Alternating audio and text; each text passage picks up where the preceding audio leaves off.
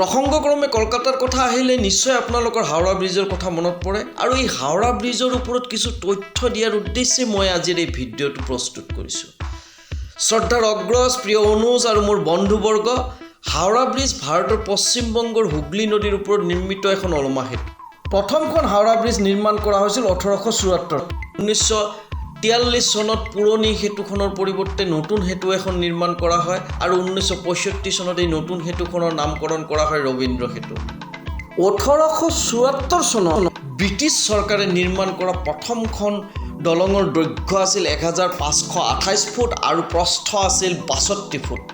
বৰ্তমান হাওৰা ব্ৰিজৰ পৰা 100 গজ আঁতৰত নিৰ্মিত পল্টন ব্ৰিজ নামে খ্যাত এই ব্ৰিজখনৰ নক্সা আঁকিছিল ছাৰ বেডফৰ্ড লেক্সিয়ে। পল্টন ব্ৰিজৰ অন্যতম বিশেষত্ব আছিল জাহাজ অহা যোৱাৰ বাবে ইয়াৰ মাজৰ অংশ প্ৰায় 200 মিটাৰ দাঙি দিব পাৰে। 1937 চনত নতুন হাওৰা ব্ৰিজৰ কাম আৰম্ভ কৰা হয় আৰু 1942 চনত শেষ কৰা হয়। 1943 চনত ব্ৰিটিছ চৰকাৰে জনসাধাৰণৰ বাবে এই ব্ৰিজখন মুকলি কৰি দিয়ে। নতুন ব্ৰিজখন 705 মিটাৰ দীঘল, 30 মিটাৰ ওখ আৰু 15 ফুট বহল।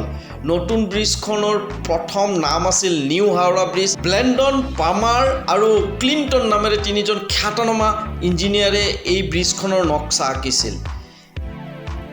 কেল্টিলিভাৰ পদ্ধতিত নিৰ্মাণ কৰা এই ব্ৰিজখনত মুঠ 26,500 টন লোহা লাগিছিল আৰু ইয়াৰে 23,000 টন লোহা যোগান ধৰিছিল ভাৰতৰ টাটা ষ্টীলে।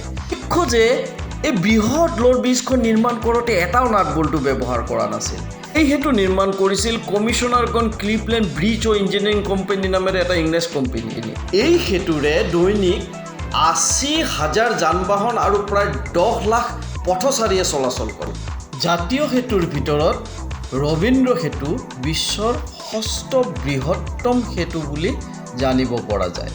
শ্ৰদ্ধাৰ শ্ৰোতা দৰ্শক, এই ল'ৰাকেইটাই ব্ৰিজৰ তলৰ নদীত কি কৰি আছে আপোনালোকে জানেনে? আপোনালোকে হয়তো ভাবিছে এওঁলোকে মাছ ধৰি আছে।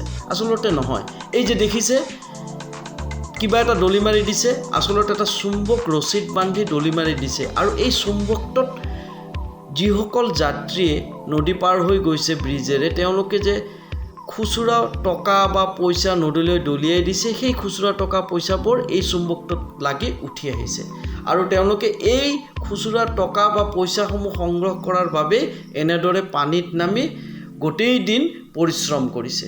হাওৰা ষ্টেচনৰ সন্মুখৰ নদীৰ পাৰত এনেদৰে সুন্দৰ বহিব পৰা ব্যৱস্থা আছে। এটা মন্দিৰো আছে, আপোনালোকে আহিলে জিৰণি ল'ব পাৰে। মোৰ এই ভিডিঅ'টো যদি ভাল লাগিছে তেতিয়াহ'লে লাইক কৰিব, শ্বেয়াৰ কৰিব আৰু ছাবস্ক্ৰাইব কৰিব নাপাহৰিব।